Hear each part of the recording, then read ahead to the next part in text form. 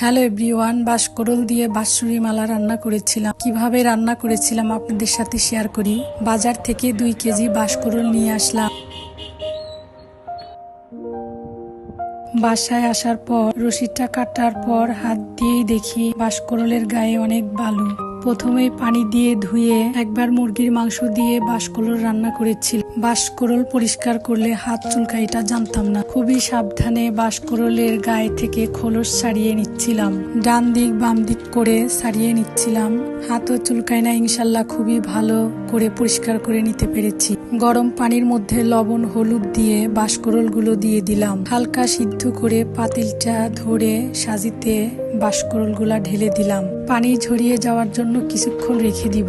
অন্য একটা প্যানে মুরগির মাংসের কিমা রান্না করে ফেলবো। আদা রসুন পেঁয়াজ 15টির মতো কাঁচামরিচ ব্লেন্ড করে নিয়েছিলাম। হলুদ ধনিয়া এবং মরিচের গুঁড়া বেশি করে দিলাম। খুব ঝাল হইতে হয়, না হলে মজা হয় না। মুরগির মাংসটা রান্না শেষ করে তারপর খুবই সাবধানে চামিচের পিছন সাইড দিয়ে বাঁশকরলের মধ্যে ঘুরিয়ে ফাঁকা করে নিয়ে তার মধ্যে মুরগির মাংস চামিচের সাহায্যে দিয়ে দিলাম। চুলার উপরে একটা প্যান বসিয়ে তার মধ্যে কিছু সরিষার তেল দিয়ে বাঁশকরলগুলা সবগুলা বসিয়ে দিলাম। চুলার জালটা কমিয়ে বেশ কিছু সময় নিয়ে এটাকে ভাজতে হবে। খাইতে গেলে খুবই কম সময় লাগে, কিন্তু রেডি করতে অনেক সময় লাগে এবং ধৈর্যও লাগে। যাই হোক, বাঁশকরলের বাঁশচুরি মালা রেডি হয়ে গেল। এবার একটা একটা করে উঠিয়ে নিলাম। এই খাবারটা আগে কখনো খাই না, এই প্রথমবারের মতো খেতে যাচ্ছি। জানি না কেমন লাগবে।